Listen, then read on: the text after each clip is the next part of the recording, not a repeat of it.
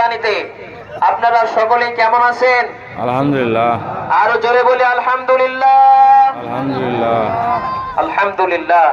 আল্লাহ পাক আমাদেরকে একটি বছর পর ঈদুল আজহার ওয়াজিব সালাত আদায় করার মতো সুযোগ করে দিলেন।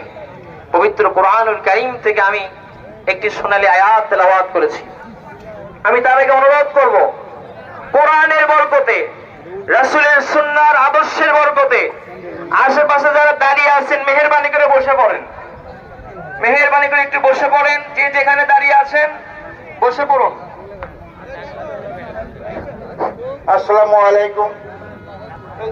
এই পেশাদারটার হাত ব্লক হয়ে গেছে, একটু সাহায্যের জন্য আপনাদের কাছে হাত পাচ্ছে। এখন সাহায্যের জন্য লোক ছেড়ে দিচ্ছে, একটু সাহায্য আপনারা দেবেন, দয়া করে আপনার সবাই একটু সাহায্য দেবেন। হাত ব্লক হয়ে গেছে, চিকিৎসা করতে হবে। আসসালামু